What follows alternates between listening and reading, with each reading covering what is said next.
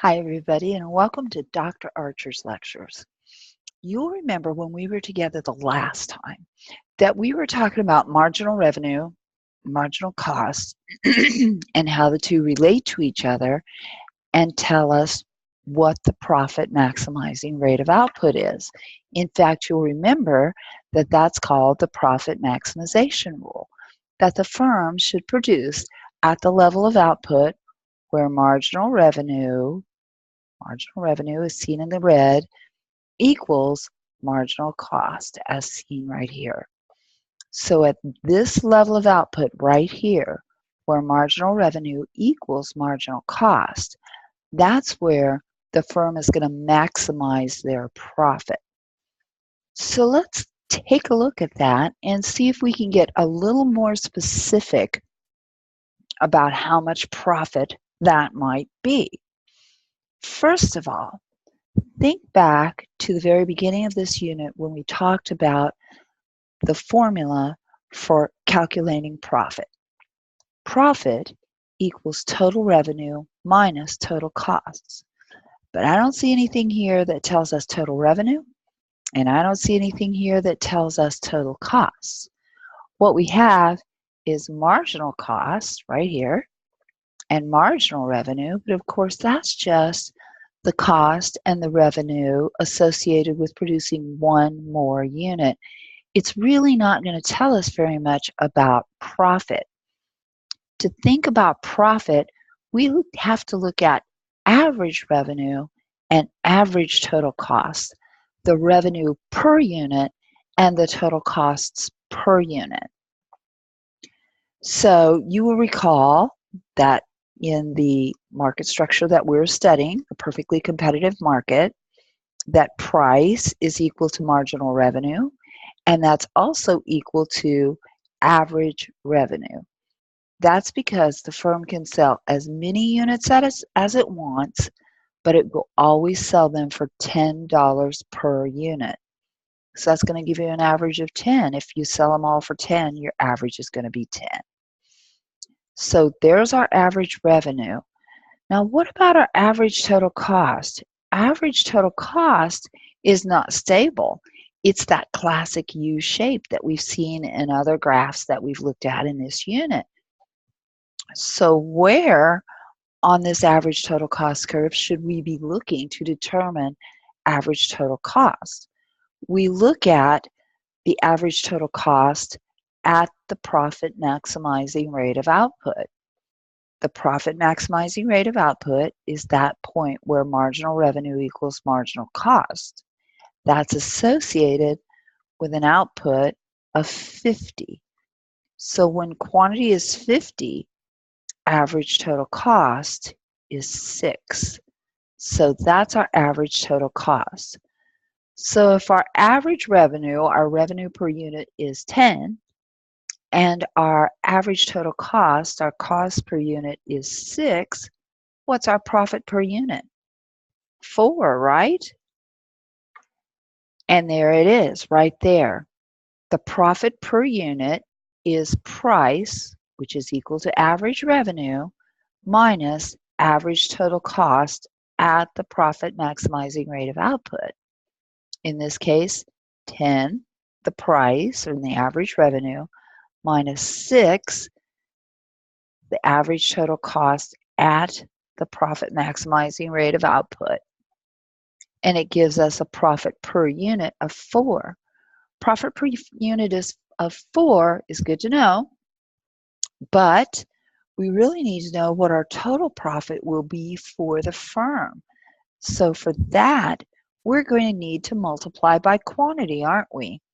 If we're going to make $4 profit on each unit, how many units are we going to sell? Well, we're going to sell 60 or 50. That's the profit maximizing rate of output, the rate of output where marginal revenue equals marginal cost. So if we're producing 50 units and making a profit of $4 on every unit, then our total profit is going to be $200. In most cases, when we think about profit like this, it's constrained by different things having to do with when we think about profit like this, it's constrained by limitations. For instance, our factory size or different considerations like that. In this example, things are going well. We're making a profit, but of course, that's not always the case. Sometimes businesses don't make a profit, and they don't make a profit for a long time. It's very common among new businesses. So how do you know when it's time to shut the business down? How do you know when it's time to exit the industry? And what's the difference between a shutdown and an exit? Well, let's take a look at it. A shutdown is a short-run business decision. So back it up, back it up, back it up. What is short run? How do we define the short run? The short run is that period of time where at least one cost is fixed. At least one cost is fixed. So for instance, in the short run, we may have a factory that we're obligated to, and we may have mortgage payments on that factory.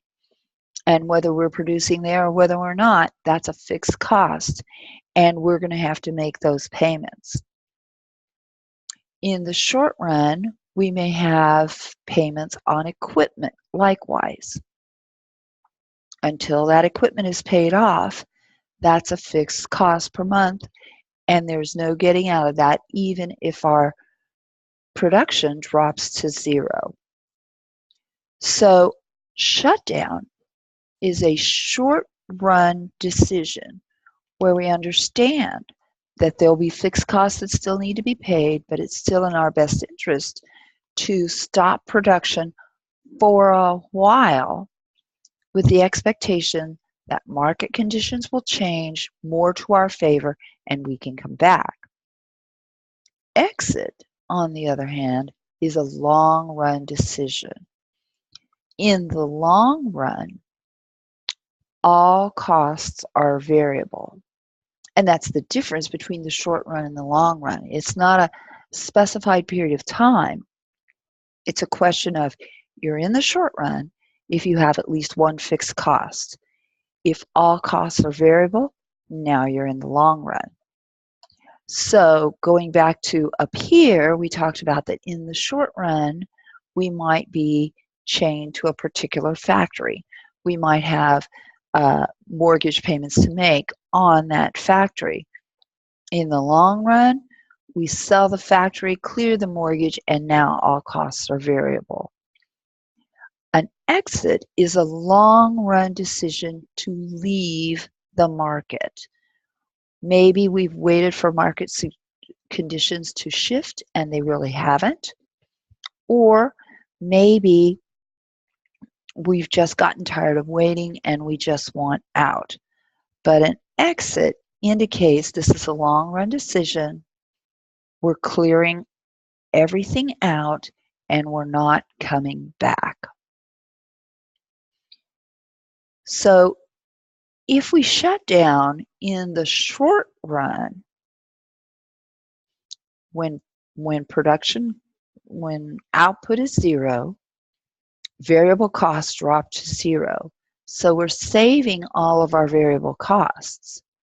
But output is zero, we still have those fixed costs that we have to pay. And now, since output is zero, we don't have any revenue to work with. If we exit where all costs are variable, there are no fixed costs. When production goes to zero, variable cost goes to zero, there aren't any fixed costs, so that means all costs go to zero and we can just walk away. So let's look in a little more detail about when you would use each of these strategies. That short-run decision to shut down. What is it going to cost you? It's going to cost you all your revenue. When you drop your production to zero, your revenue drops off to zero too. If you're not producing anything, you don't have anything to sell, so there's no revenue. The benefit of shutting down is that you can save your variable costs. Now, you're still going to have to pay your fixed costs, but at least you don't have those variable costs hanging out there. So you can reduce the damage, so to speak, and just wait for conditions to improve. When would you do that? You shut down if total revenue is less than variable costs. And another way of thinking about that is if price, which is equal to average revenue, is less than average variable cost. Now let's think that through for a minute. Average variable cost is not the same as average total cost. There's plenty of instances where the price could be greater than average variable cost, but not enough to cover average total cost. So why would you keep producing when you're in that range in between? Here's why. If you stop producing, all revenue ceases, but you still have to pay those fixed costs. So as long as your price is above your average variable costs, you're going to keep producing, because every unit you produce, you cover your variable costs, so you're not adding to your debt, and you've got at least a little bit left over to chip away at that fixed cost. You can apply that against those fixed costs you have hanging over your head. Is it going to be enough to retire them entirely? No, maybe not. But at least you've got something to pay against your fixed cost. If you shut it down, you're going to have no revenue. So, as long as price is above average variable costs, keep producing and keep applying any extra toward those fixed costs. But once that price drops below the average variable cost, there's no coming back from that. Every unit that you produce incurs these variable costs, which you can't cover. You're not going to get paid enough to cover even your variable costs. So every unit you produce drags you deeper and deeper into debt. You can't go on like that. So when your price drops below average variable costs, shut down. Wait for better market conditions. Here's what it looks like on the graph. Here's your marginal cost curve. Again, it's linear. Usually these are J-shaped, but this one is linear. You've got your average total cost here with your characteristic U shape and your average variable cost below it. If price is greater than average variable costs, all this area up through here, keep producing, because your price, because your price is going to cover your average variable cost, and it's going to give you at least a little bit left over with which to chip away at your fixed cost. If price is less than average variable cost, then you have to shut down. You have to let it go, at least for now. Wait for better market conditions, because every unit you produce, you've incurred these average variable costs. Your revenue, your price, isn't going to be enough to cover these costs, so every unit you produce pulls you deeper and deeper and deeper into debt.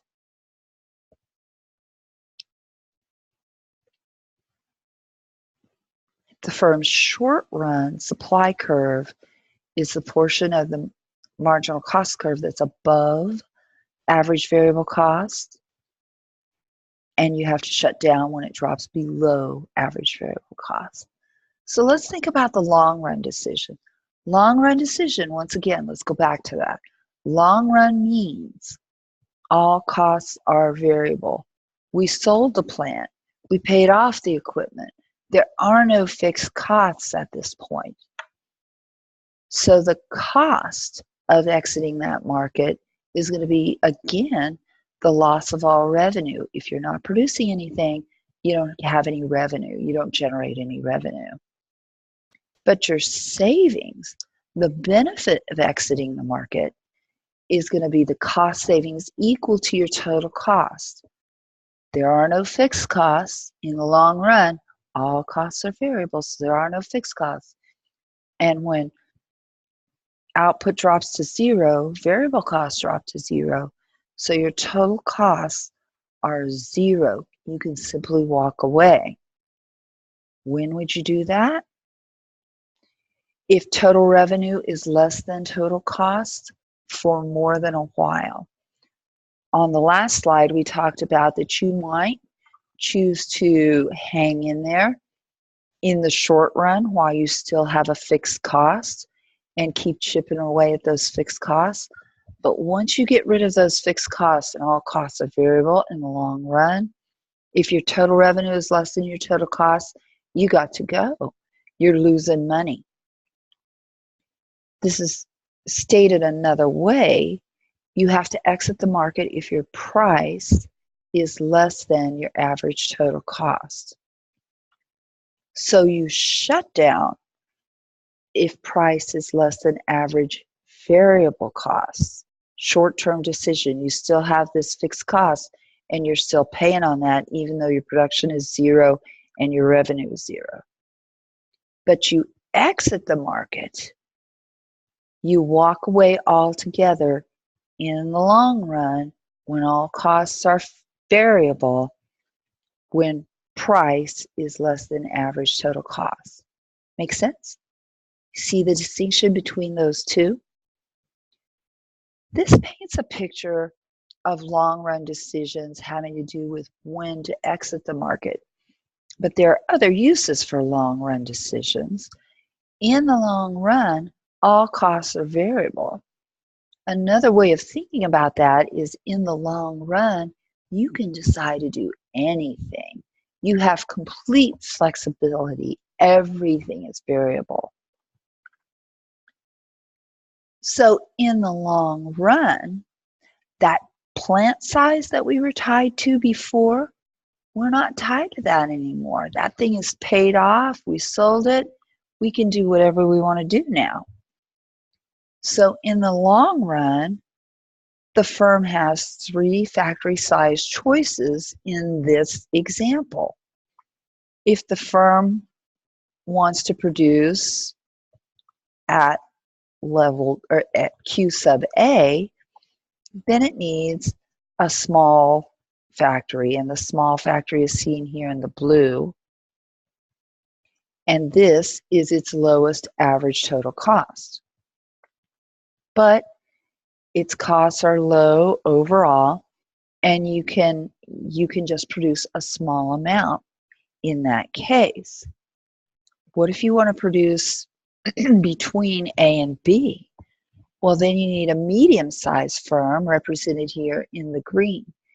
In the medium-sized firm, the average total cost, the low point, is below what it was for the average for the small firm. So you can get cheaper per unit, but you would have to do that with greater quantity. And the question is, do you want to produce at that level?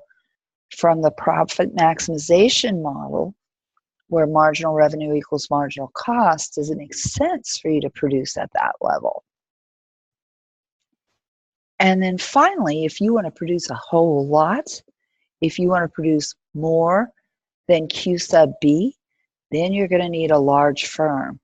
And you need to be out here on this one. And you can get a low cost per unit, and you can produce a lot of units out here. But all of these choices are open to you because we're in the long run. In the long run, all costs are variable and all decisions are variable. You can choose anything. So in the long run average total cost curve for this firm is really all 3 of these put together. It's this whole curve across all of this. And if you smooth it out, it would look like this. This is the long run average total cost curve. And where you're going to produce and the size that you're going to choose depends on a couple of things. When you're producing over on this side of the average total cost curve, you're in economies of scale. Economies of scale happen when, as you increase the quantity, your average total cost keeps falling. This is usually associated with low quantities. At this area across the flat bottom of this long run average total cost curve, it's called the returns to scale. Constant returns to scale, which means you can keep producing, increasing your quantity, and your average total cost stays the same. Still good. So you can increase your quantity clear over to here without driving up your average total cost. In fact, your average total cost is at its low point over here, and your quantity is at its maximum. What if you push it a little further? Not good news. Then you get diseconomies of scale. Diseconomies of scale means the more you produce, the more your cost per unit, your total cost per unit increases. Not exactly the smart way to be. So what causes economies of scale and diseconomies of scale? Economies of scale usually happen because of greater specialization.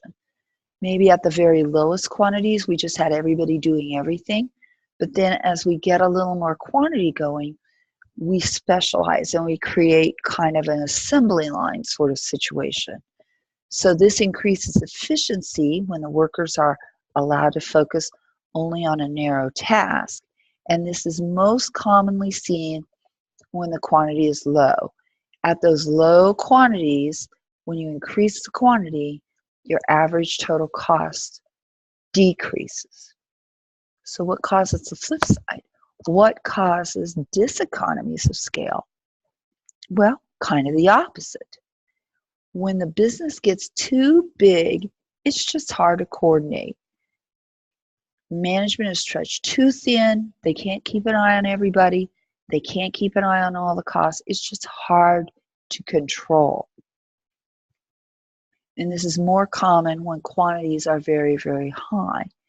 This is one of the reasons why in very, very large manufacturing organizations, you'll see them broken up into divisions so that they can keep that economies of scale and that constant return to scale. They don't want to let the organization grow so large that they get into diseconomies of scale. And so that's it for today's session of Dr. Archer's lectures. I hope you'll be back with us next time when we're going to tackle gross domestic product for Module 5. Look forward to seeing you then.